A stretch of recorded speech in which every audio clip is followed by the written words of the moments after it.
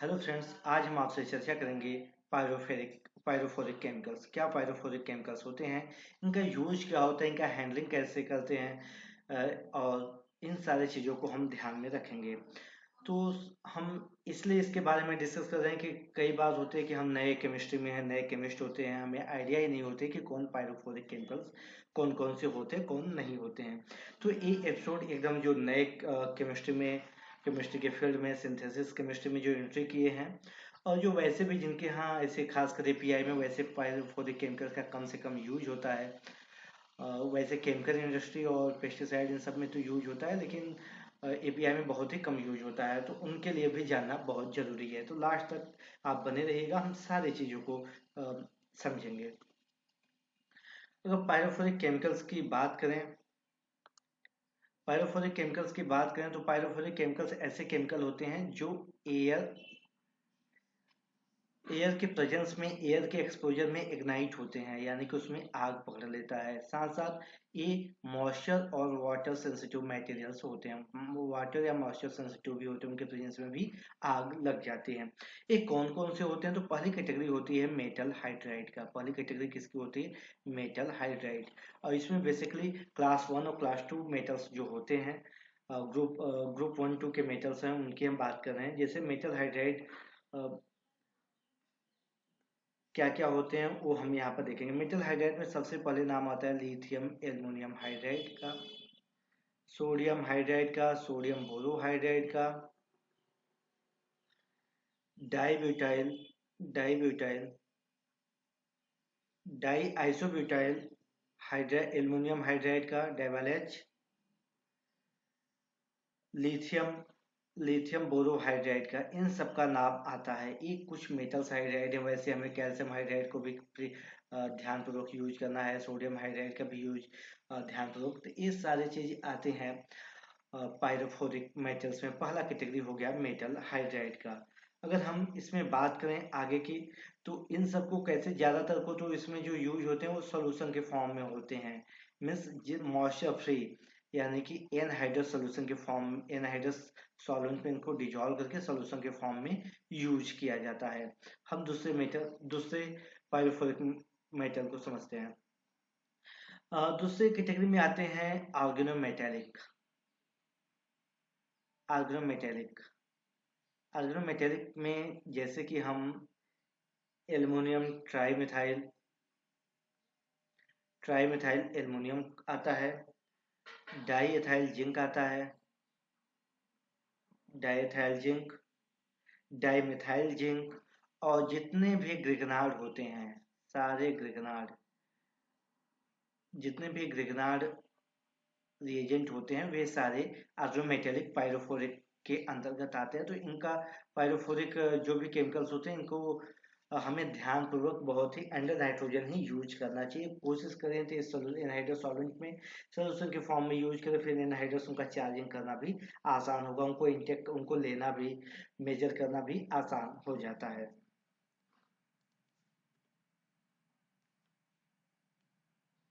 अब metal catalyst की category आती है।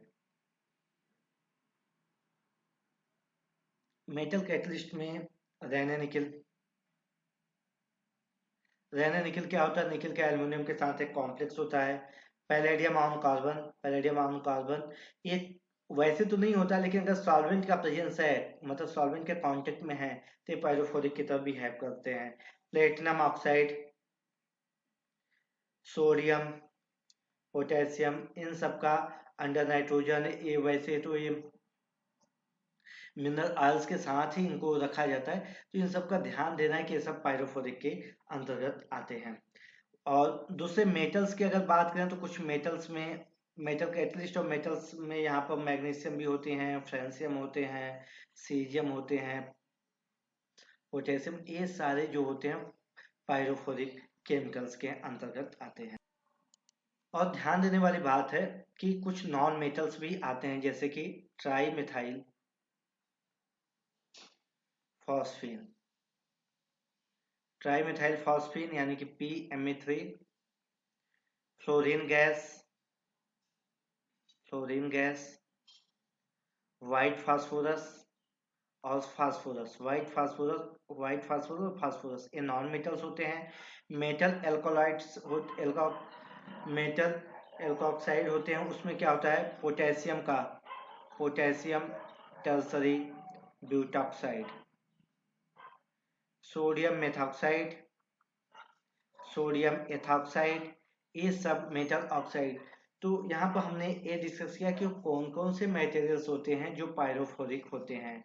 इसमें हमने देखा कि मेटल्स हाइड्राइड होते हैं, मेटल कैटलिस्ट होते हैं, नॉन मेटल्स में भी कुछ आते हैं, ऑर्गेनोमेटेलिक कैटलिस्ट होते हैं, कुछ मेटल एल्कोक्साइड होते हैं। तो ये हमें ध्यान देने वाली बात है। अब हमें क्या क्या करना चाहिए, अगर इनका यूज करना ही है तो हमें क्या करना चाहिए ये हम देखते हैं। तो पहला है कि हम, पहली कंडीशन है कि बिना ट्रेनिंग का, जिस जिस पायरोफोरिक का आप यूज नहीं किए उसको बिना ट्रेनिंग का, बिना सीनियर के प्रेजेंस का उनको यूज नहीं करना है। दूसरा, अगर ट्रेनिंग भी हो गई है फिर भी हमें अकेले इसका यूज नहीं करना है। अकेले यानी कि लैब में और भी पर्सन होने चाहिए, लैबमेट होने चाहिए, क्योंकि अगर कोई बाय डिफॉल्ट कोई मिस्टेक्स होती हैं, कोई एक्सीडेंट होते हैं, तो उस समय हमारे बचाव के लिए कोई होना चाहिए। तो इसको अकेले लैब में कभी नहीं करना है। तीसरी चीज़ है कि इनको परफॉर्म करना है अंडर नाइट्रोजन और इनर्ट गैस, किसी भी इनर्ट गैस के अंडर नाइट्रोजन या इनर्ट गैस ही इसको परफॉर्म करना है। चौथा चीज इसके लिए ध्यान देने वाली जो सबसे जरूरी है कि हमें पीपीई पहनना चाहिए। प्रोटेक्टिव इक्विपमेंट में क्या आते हैं, जैसे इसमें होते हैं ग्लव्स हो गए, मास्क हो गए, सेफ्टी गॉगल्स हो गए, लैब कोट हो गए, इन सबको हमें पहनना ही है। दूसरा, अगली चीज क्या होनी चाहिए कि हम सेप्टा का यूज करें, जिसमें सॉल्वेंट यूज हो रहा है, जिसमें एक केमिकल्स रखे हुए हैं, उस सेप्टा से उसको सीलिंग करना चाहिए। इस चीज का ध्यान रखना है, सेप्टा से सीलिंग करना, अंडर नाइट्रोजन रखना। और चीजें कि हमारे पास मान लो अगर केमिकल गिरता है तो स्पेल किट होनी चाहिए उसको हटाने के लिए। तो ये कुछ बेसिक चीजें हैं जो हमें ध्यान में रखने की जरूरत है। अब कुछ और चीजें ध्यान में रखने वाली चीजें, पहला, कोशिश किया जाना चाहिए कि हाइड्रोजन ट्रांसफर एजेंट का यूज करना चाहिए, हाइड्रोजन ट्रांसफर एजेंट का यूज करना चाहिए। बजाय किसके बजाय, हमें रैने निकल के यूज नहीं करना चाहिए, कोशिश करना चाहिए कि रैने निकल का हम यूज ना करें, हाइड्रोजन ट्रांसफर एजेंट का यूज करें।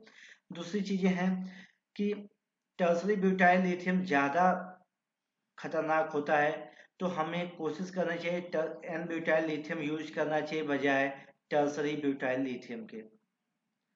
तीसरी चीजें हमें ध्यान देना, जो सोडियम हाइड्राइड का सोल्यूशन होता है ये जनरली सिलिकॉन ऑयल में या मिनरल ऑयल में होते हैं। 60% डिस्पर्सन सोल्यूशन के फॉर्म में इसका डिस्पर्सन आता है, इसका यूज करना चाहिए। एनहाइड्रस का यूज नहीं करना चाहिए, एनहाइड्रस सोडियम हाइड्राइड का यूज नहीं करना चाहिए। अगली चीजें जो ध्यान देने वाली बात है, हम वेट, जनरली 50% वेट आता है पैलेडियम कार्बन का, 10% पैलेडियम कार्बन का जो यूज करना चाहिए वेट फॉर्म में यूज करना चाहिए, ड्राई फॉर्म में यूज नहीं करना चाहिए।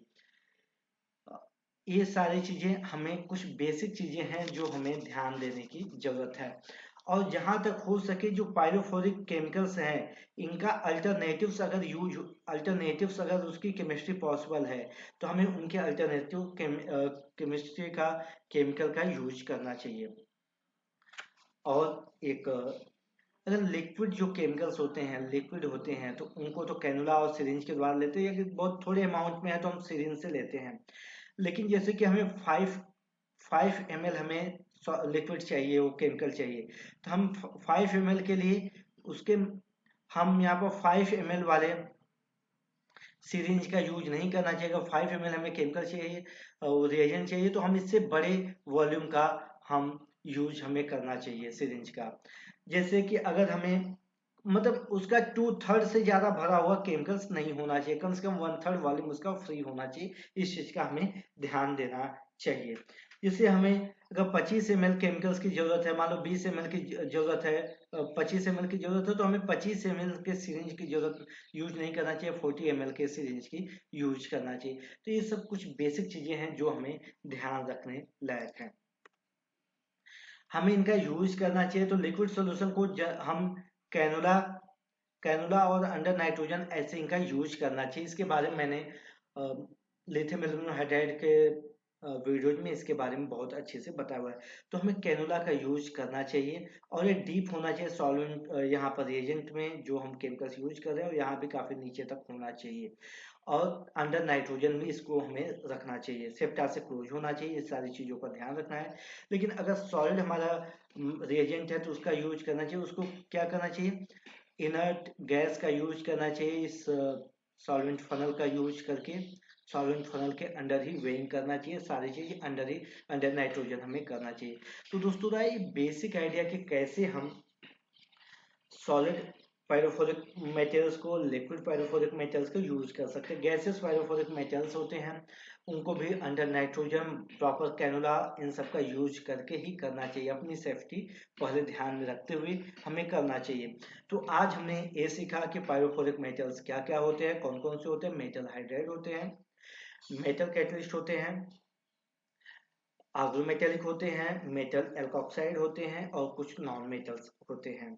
फिर हमने समझा कि ध्यान देने वाली बात क्या क्या है। गुड प्रैक्टिसेस होना चाहिए कि बिना ट्रेनिंग का नहीं यूज करना चाहिए। दूसरा, कभी भी लेबोरेटरी में जो भी मॉइस्चर सेंसिटिव केमिकल्स हैं अकेले यूज नहीं करना चाहिए। कोई भी हमारे सीनियर या कोई भी हमारे साथ में कलीग होना चाहिए। दूसरा, हमें अंडर नाइट्रोजन या अंडर इनर्ट गैस इस रिएक्शन को परफॉर्म करना चाहिए। हमें पीपीई किट का यूज करना चाहिए, gloves, safety glasses, lab coat, ये सब होना चाहिए। और हमारे पास एक उचित स्पिल किट होना चाहिए। साथ साथ सेप्टा का यूज करना चाहिए रिएक्टिव वेसल को, रिएक्टिव मटेरियल के वेसल को सील करने के लिए। हमने ये भी समझा कि सिरिंज का यूज अगर करना है तो उसका कम 2/3 से ज़्यादा वॉल्यूम हम उसमें नहीं लेना है।